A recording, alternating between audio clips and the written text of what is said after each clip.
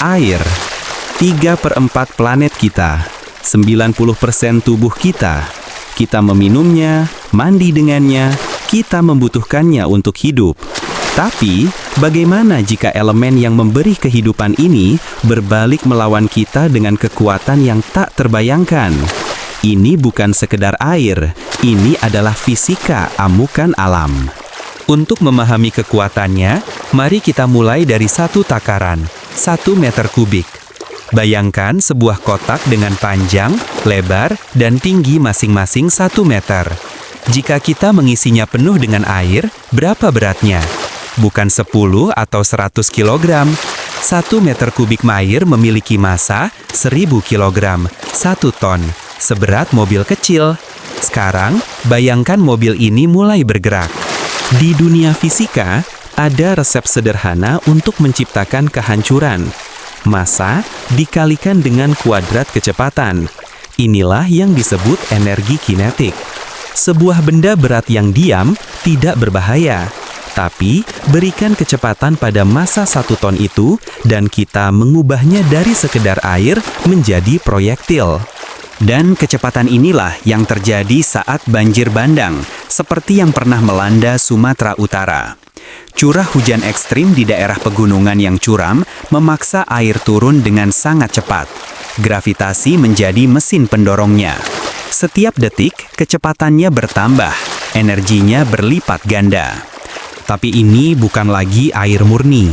Saat meluncur menuruni lereng, ia mengeruk segalanya. Lumpur, bebatuan, bahkan batang-batang pohon raksasa. Massa 1 ton air tadi kini bisa menjadi 2 atau 3 ton. Ia bukan lagi proyektil cair. Ia telah menjadi palu air raksasa yang padat dan brutal. Mari kita hitung kekuatannya. Palu air kita yang seberat 1 ton bergerak dengan kecepatan katakanlah 50 km per jam. Energi kinetik yang dilepaskannya saat menabrak sesuatu setara dengan sebuah mobil yang menabrak tembok dengan kecepatan yang sama. Sekarang bayangkan bukan satu mobil, tapi ribuan mobil menghantam rumah Anda tanpa henti. Inilah mengapa banjir bandang begitu berbeda dari genangan air biasa. Air yang tenang hanya memberikan tekanan hidrostatis, menekan secara merata. Tapi air yang bergerak cepat memberikan gaya hidrodinamis, sebuah pukulan telak yang terkonsentrasi. Belum lagi, bebatuan dan kayu gelondongan di dalamnya berfungsi seperti pelantak, menghancurkan fondasi dan merobohkan dinding.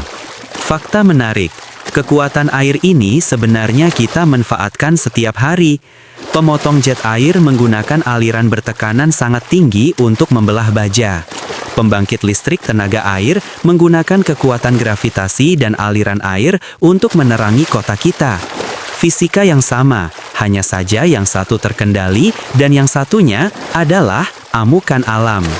Bahkan struktur beton yang paling kokoh pun dirancang untuk menahan beban dari atas ke bawah, bukan hantaman lateral berkecepatan tinggi secara berulang-ulang. Banjir bandang tidak hanya mendorong, ia mengikis. Ia menggerus tanah di sekitar fondasi, membuat bangunan yang paling kuat sekalipun kehilangan pijakannya, lalu runtuh. Jadi, 1 meter kubik air bisa menjadi sahabat atau monster yang mematikan. Fisika tidak memihak, ia hanya menjelaskan apa yang terjadi. Memahami kekuatan ini bukanlah untuk menakut-nakuti, tapi untuk membuat kita lebih waspada. Ini tentang pentingnya sistem peringatan dini, tentang menjaga hutan sebagai spons alami raksasa, dan yang terpenting, tentang menempatkan rasa hormat kita pada kekuatan alam. Karena terkadang, pertempuran terpintar adalah pertempuran yang kita hindari. Tetaplah penasaran.